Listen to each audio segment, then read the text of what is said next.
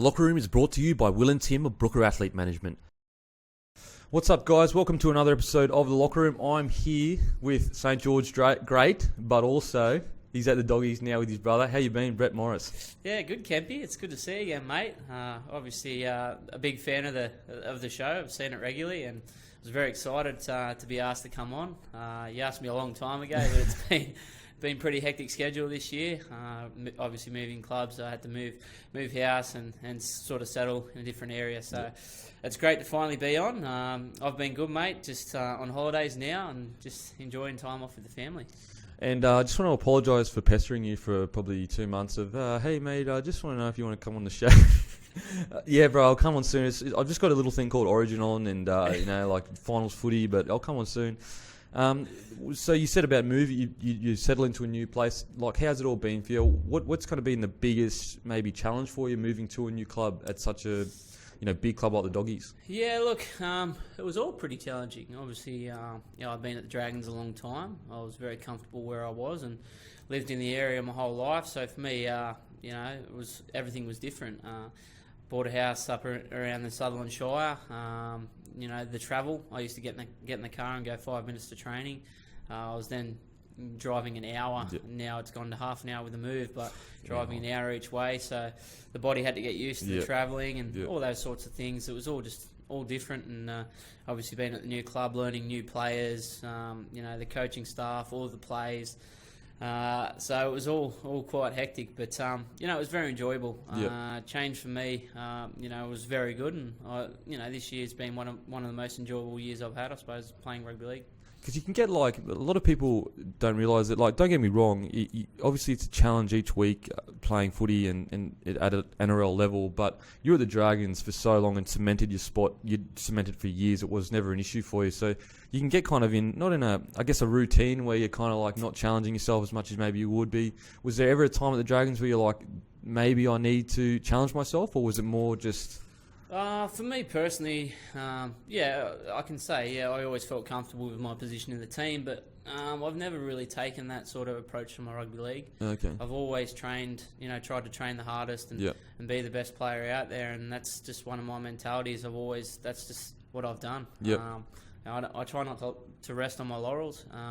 And each week I have a certain routine that I like to follow, and I know it gets me ready for the game, and certainly...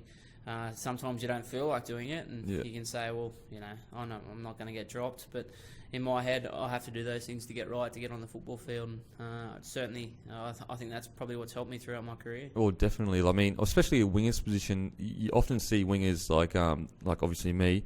They come into the grade and then they start playing worse as they get older. But you've actually probably improved as you've gotten older. Is that? Do you reckon that's due to the kind of that mentality of just never resting on your laurels and just kind of always challenging yourself, your own kind of challenges? Yeah, I think so. I love rugby league. I've been around rugby league my whole life, and it's certainly something that I love doing.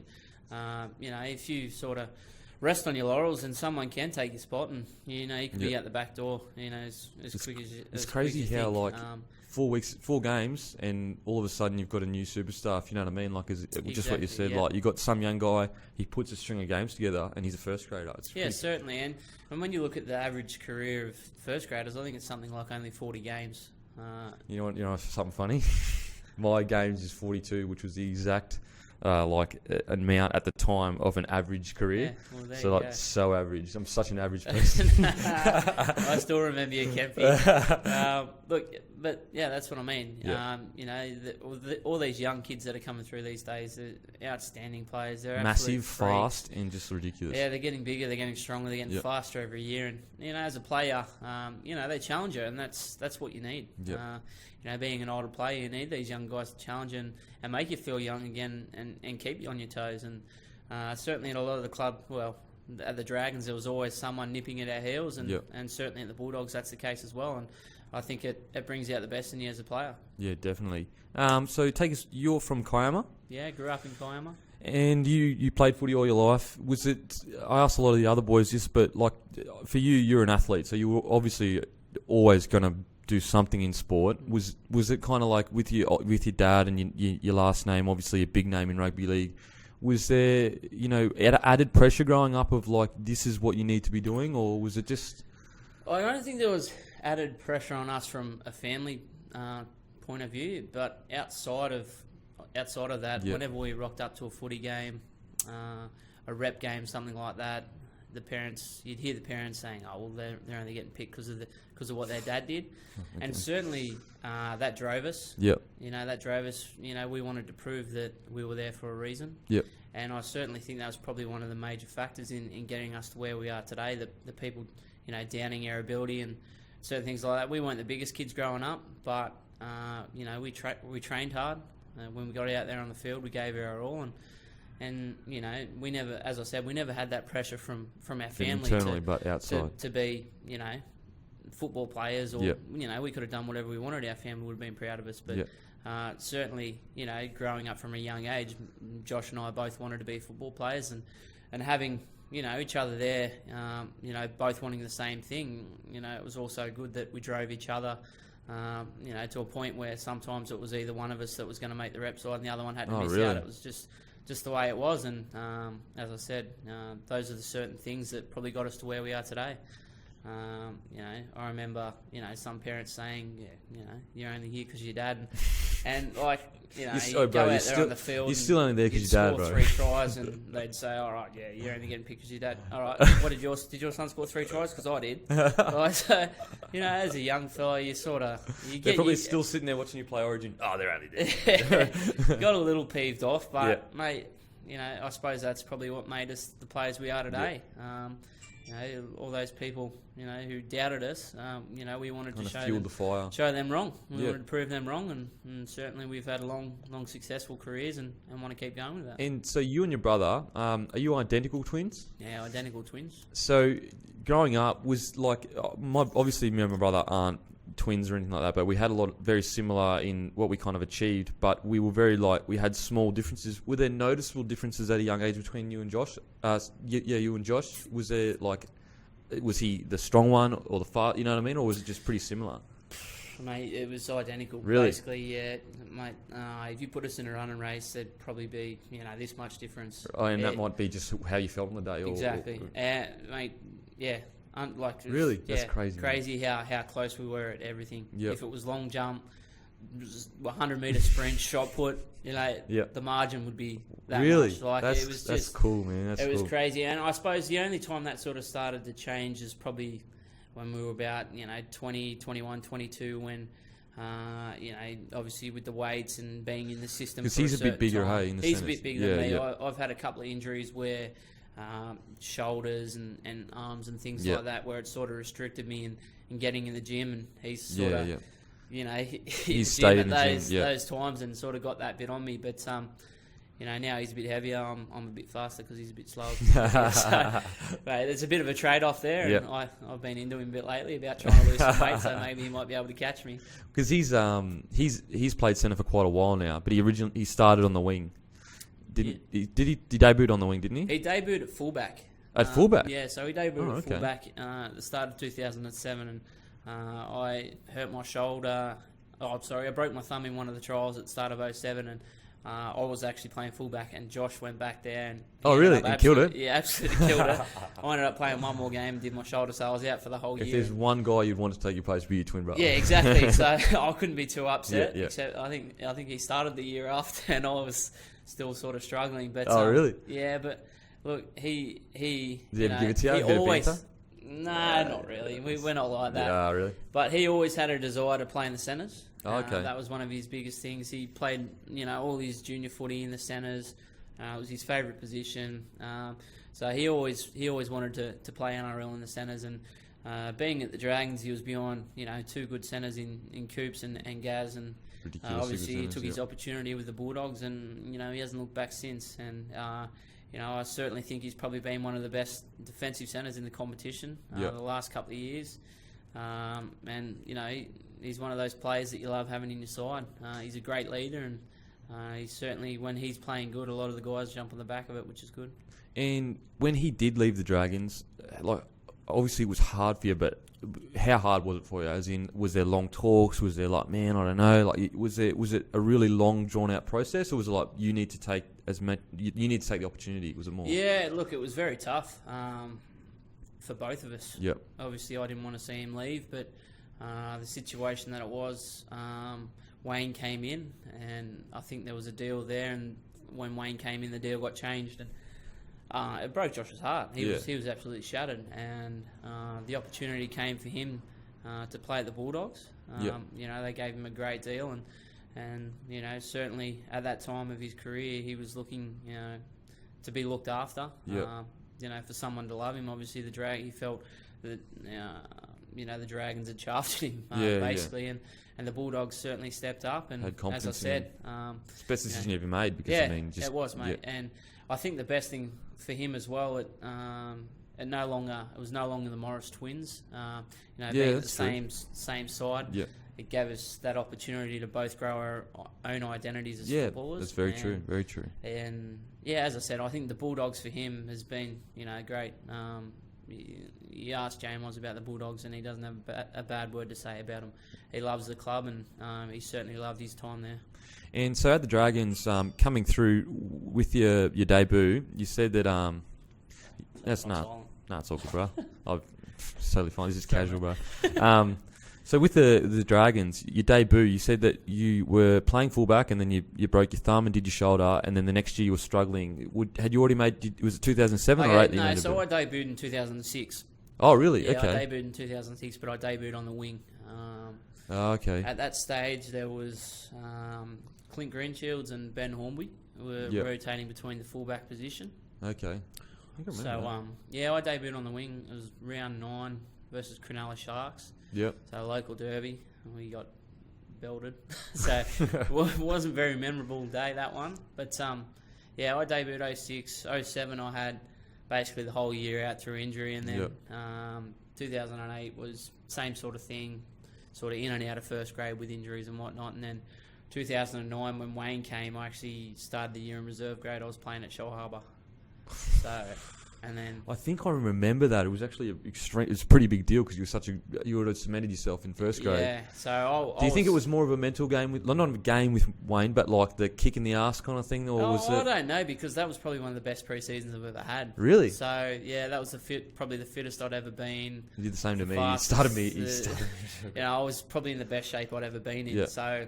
You know, I was really looking forward to the start of the season, and I remember sitting in Shell Harbour pub because we'd trained the night.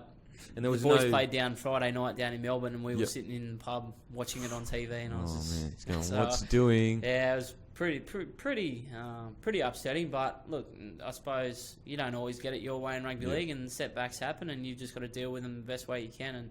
And you know, I got my shot in round 3 due to an injury. Jason Nightingale, I think, strained his hammy training that week. We played the Sharks at Cogger, and I just basically said I'm going to do whatever I have to do here to try and keep my spot. And I think that one of your best years, though, wasn't it?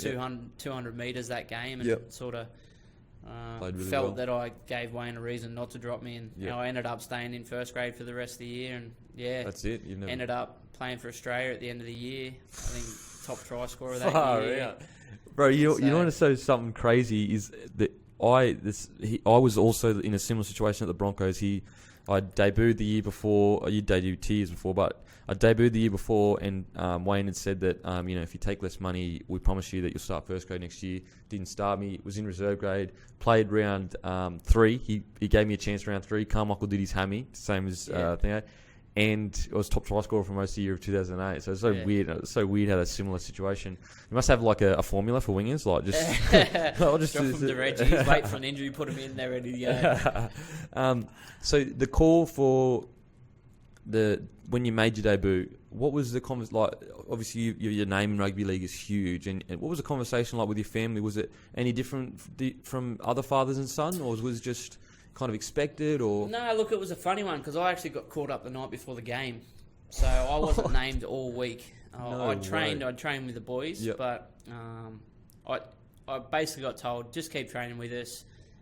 You're not far off, but you kind of around there. You're around the. You know, you're going to play sooner or later, but you know, just hang in there, keep working your butt off. And I was like, yeah, rightio. So I just, you know, assumed that, you know, it was probably going to be about another 2 or 3 weeks, and you know, I might get a crack. But Brownie rang me up the night before the game and said, "Oh, one of the boys." What were you doing? Just playing Xbox? Yeah, I was just at home chilling? playing Xbox, chilling, and got the call, and I was like, "Oh my god, I'm playing first grade tomorrow." So I ran downstairs, told everyone they were all over the moon, and then I was that nervous. I don't. You had no time to like mentally get yourself in that zone. Because I don't really get nervous at all. Oh really? Nah, not really. The only times I've really got nervous are my first grade debut. Yep. Origin debut and Test debut. They're the only times I've ever been nervous. I wish I could do that. So I was absolutely packing it. I didn't get much sleep that night, and it was pretty crazy. And before the game, my dad actually gave me my jersey, so that was pretty cool. Oh, that's cool. Yeah. And Origin, call up to Origin, what was that like for you? I mean, it's not just another step. It can continue to improve, like on a great year. That year was 2008 that you got Origin? I didn't play until 2010. So played Australia at the end of 09. 09. Yeah, okay, and then my first Origin was 2010. And what was that like for you? Like getting the call, you're in the Origin squad? It was crazy. It was crazy because Josh actually played Origin the year before, so I went and watched the games. And it's weird how you debuted before him, then he played Origin. You know what I mean? Like, then I played Test before him. Really? Yeah, that's weird. It's funny how it all worked out, but I sort of had the opportunity in 09 to sort of go to the games, and then after the games, go to the post match function and be around some of the players that were in the side, and I just got a buzz from that. So obviously, the next year, I played me heart out to try and get a spot, and got the call up, and it was just over the moon. Origin's without a doubt the hardest game in rugby league you'll ever play. Yeah. Just fast it's as anything. unforgiving. It's fast. You blink and you'll miss it. Yep. So it's you've got to be switched on the whole 80 minutes. You've got to be willing to go to places that you don't want to go. Your body's screaming at you, saying, "Don't do this, don't do this." But you want to, and you have to, because you don't want to let anyone down on that arena. And 2000 and was it last year, 2014, when you finally won that? You played that? Did you injure yourself in year two? I only played game one. And you injured yourself? Yeah, I did my shoulder in game one. And but you were part of the squad still when you just won it. Yeah. Well, I mean, what was that like for you, man? Like, was it just a relief? Crazy. I mean, obviously being a part of game one, and it was the 100th Origin, and it was being played in Brisbane, so that was massive. The crowd was going absolutely mental. So we knew that it was a massive game for us, and we came up with a plan that we wanted to go up there and ambush them. It's basically what they'd been doing to us for years. And we just came out there and we just played at 100 mile an hour the whole game. Blokes did some pretty inspirational things that game. And there were blokes for the rest of the series after that were carrying injuries from that one game. Was it Josh that was injured as well in that game? Yeah, Josh and he made that tackle? Well. Yeah. So he busted his knee, I busted my shoulder, and both running around just like so on the right edge, we were just the walking wounded, and it was when you saw him running for that tackle, that try-saving tackle. What was in your mind when you're watching it? You're like, he couldn't even walk 5 seconds. I knew he was over on the sideline, so I knew we were short. So I was just standing there yelling, going, boys, we've got to get some numbers, because you could just see him lining up, ready to come out our way. So we were just standing there going, oh shit.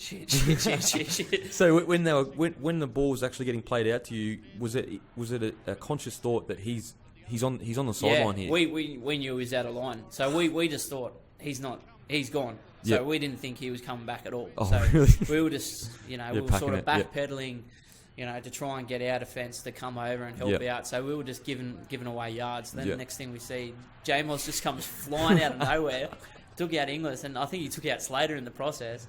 And mate, I was just like, holy crap. And then he come hobbling back into the line. I'm like, what are you doing? You've got a broken leg pretty much. I'm all right. I'm like, So we were standing out there. I had my busted shoulder.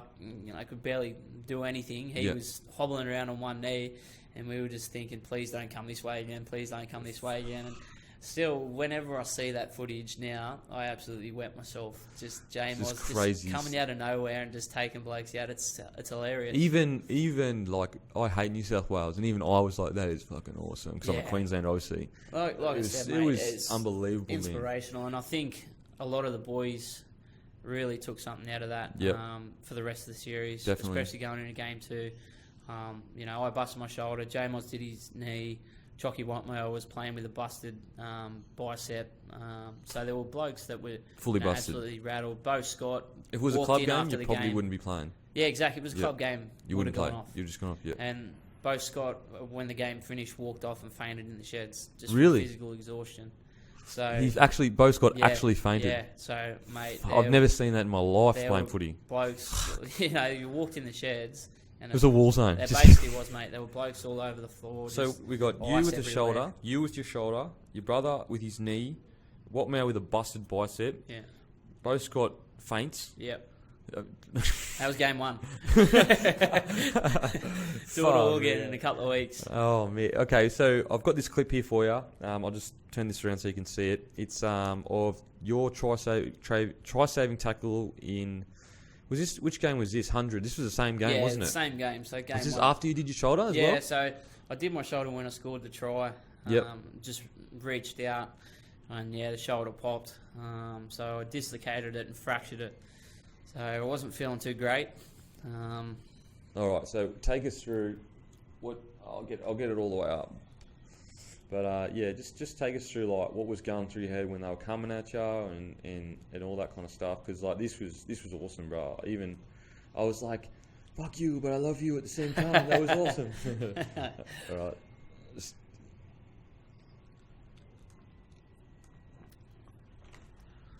Yeah, so just there, I was surprised that he didn't score. Like he went through a massive hole. Yep.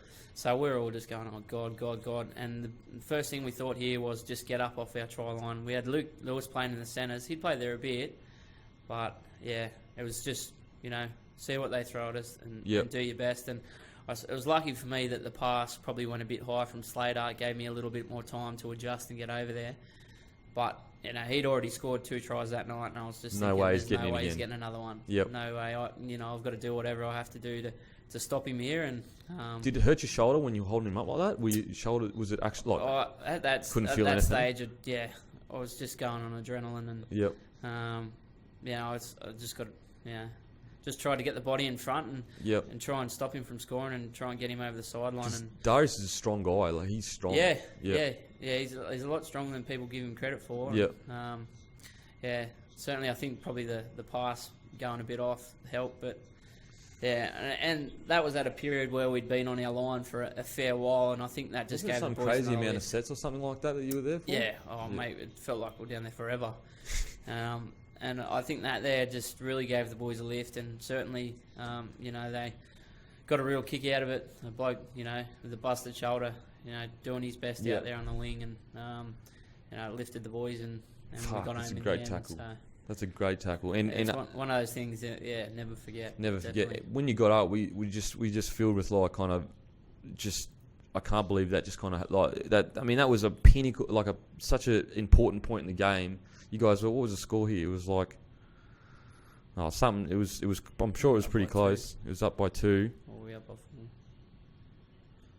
4? Either way, yeah, it was just one of those origin moments. And for you and your brother in the same game to do something like that was it a moment that you sat down and talked about or shared, or was it just you'd never really talked about it? Or I suppose when you look back at it and you see like footage and like Mum's got newspaper clippings and all that sort of stuff at home, it's pretty cool. And I mean, it's a credit to, I guess, you as brothers. Like you both obviously have that grit. Was it something that, like, I guess that you've how did you kind of get that grit? As in, is it something that you've always had, or was it something you've had to kind of learn, or playing through the pain? Because obviously you both seem to have it, and honestly, some people just don't have it. Even some NRL players just don't have it. I'm not sure what it is. I think I must just have a high pain threshold or something. Because in 2011, I broke my ankle in a game and played for about 15 minutes on it. You broke your ankle in a game? I did like a grade 3 syndesmosis, so there was basically no ligaments hanging on. And I could barely run. It was in the semi-final in 2011. Sometimes ligaments can be more painful than breaking. But we didn't have, they had to come up with a plan to put someone on the wing. So I was hobbling around out there, and it was feeling horrible. So I don't know whether it's just the adrenaline of being out there. It just masks the pain. because certainly when the game's finished, it definitely hurts. yeah. But yeah, it's just one of those things, especially in Origin. You just don't want to let your teammates down. That's the biggest thing. And you know, Josh is my blood brother. Yeah, he's my yeah, twin yeah. brother. He's my best mate. The last thing I'd ever want to do is let him down. Yep. And certainly vice he versa. felt the same. Yep. He could see when obviously he come flying in off the sideline. He could see that I was injured. He could see that I was probably going to struggle to make a tackle, and he just did what he thought was best for me and the team. It's and crazy, man. It's pretty inspirational stuff. So that game, what was it? Did you do your AC joint, or was it? So I dislocated it and then fractured the bone in the top of the shoulder. So you've dislocated your shoulder and fractured it, and then you pull the tackle off like that. That's fucking ridiculous, bro. That's ridiculous. And your brother, what did he specifically do when he injured himself? So I think he originally got told that he did his ACL. So if you get told you do your ACL, you're out for the season. So he thought, oh, this is stuffed anyway. I can't make it any worse. So on the sideline. I said the physio said to him on the sideline, "You've done your ACL," and he still got up. Got up and sprinted off. And then it turned out I think it was his PCL. He ended up missing 6 weeks, and he came back for Game 3, and I think he tweaked it again in Game 3. So he was pretty much a passenger out there for that. And then I think for the rest of the season, his knee just played up massively. So it definitely took its toll on both of us. One game. That one game has assassinated the Morris brothers. Yeah, it took us out for a couple of weeks. So. Man, what a moment! What a proud moment for your family. I mean, like just I guess to show the grit and your state. I mean, that's crazy, bro. That's ridiculous. Also, I wanted to talk to you about that. Do you remember that game where there was a big punch on against Manly and you and your brother against Bulldogs? Sorry. Yeah. Was like, how did you both know to joke around and like, as in, you both just kind of turned to each other and just started pretending to throw them? Like, it was just kind of. I don't know how we knew, honestly, because if he'd have put one on me, I don't know. Well, I obviously would have fought back, but Just imagine you seeing your two brothers just fight. Yeah, as soon as there was a fight, I knew I was just going to try and run in and grab him, pull him out. Obviously, try and get him in a headlock or something. Yeah. And it just worked out that we ended up having a mock fight, and it was funny because the ref ran over and thought we were serious. Actually punching on. Boys, cut it out. We both come reeling out of it, absolutely wetting ourselves, and yeah, it's one of the funniest things I've done. Oh man, that was hilarious, bro. I was like, I think how all did the they boys know? saw it too. They got a good laugh out of it when they saw the replays. Yep. Yeah. The people that were actually fighting probably looked across and like started laughing whilst they're fighting. Yeah. They're punching on. Yeah, so it was pretty funny. Okay, so now that you're at the Bulldogs, what would you say the two differences are between the clubs? Is there a distinct difference, or? They're both great clubs. Both got great histories. Yep. You know, they've got obviously the two clubs I know have got a rivalry between each other. So, you know, the thing with rugby league clubs is the people, you know, in the clubs, you know, they've all got their guys that have been at the club for 10, 15 years. They've all got that one guy that everyone loves. They've all got great coaches. So there are a lot of similarities between clubs that you go to. Yep. The biggest thing I've probably noticed going to the Bulldogs is probably the difference in the facilities and the technology available. And obviously that's what Des likes to have, and certainly I think he's at the forefront of having all the gizmos and gadgets as to trying to get the best out of his players, whether it be on the field, off the field with the video and all types of monitoring and all that sort of stuff. So I think that's probably the difference, but I think that's just the way that rugby league's gone over the years. It's just getting that way where it's a lot more professional. There's a lot more sports science involved, and and certainly Des is, I think, probably at the top of his game with that sort of stuff. And was it automatic? Like, did you automatically click with Des as a person and kind of a mentor, or was it? Did you always know you wanted to be coached under Des, or? Oh look, I thought I'd be a Dragon for life, but that sort of didn't work out, and obviously I had the opportunity to move clubs and work under Des, and meeting him for the first time, it was a little bit nerve-wracking. Obviously he's got that persona. He's a hard marker, and I think when you see him in the media, he's a lot different to what you meet in person. So, I was a little bit nervous meeting him for the first time, but certainly have a great relationship with Des. Very honest, very upfront. What would you say his point of difference is? What would you say why he's so successful? Would it be tactical, man manager? Oh, look, there's certainly that idea that when you go out there against the opposition, you'll know them better than they know themselves. You'll know what they're going to throw at you. Okay. He spends a lot of time on video, a lot of time on what the opposition is going to throw at you, and certainly comes up with game plans that if you're not across the game plan and across the other side by the end of the week, then you've got rocks in your head because he drills at India. Like, it's crazy. Really? Okay, so he's meticulous in his planning. Very. I don't think he sleeps much. I honestly don't think he sleeps much.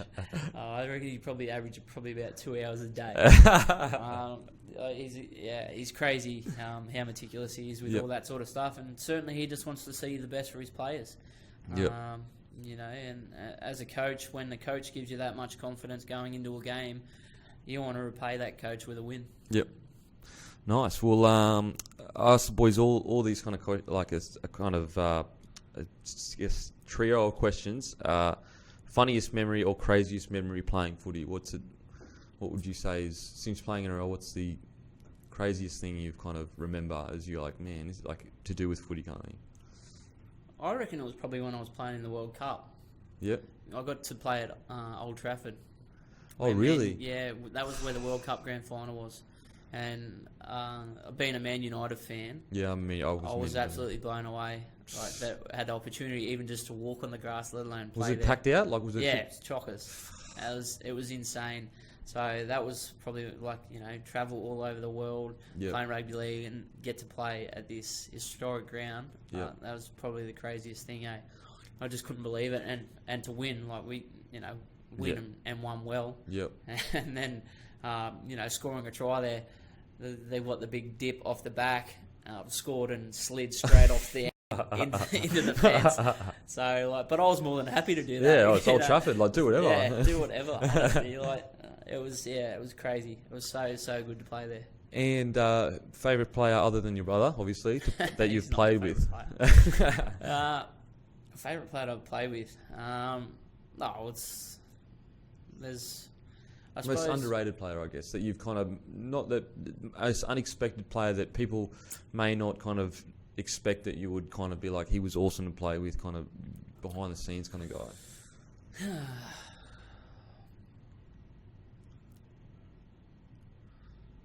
Underrated.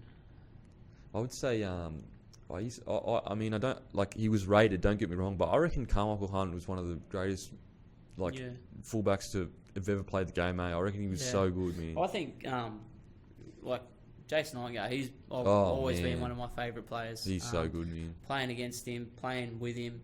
He's one of those guys that goes out there every week, puts in 100%. You know what you're going to get. Yep. Very rarely does he have a bad game. Yep. And certainly I don't think he gets the credit that he deserves. 100%.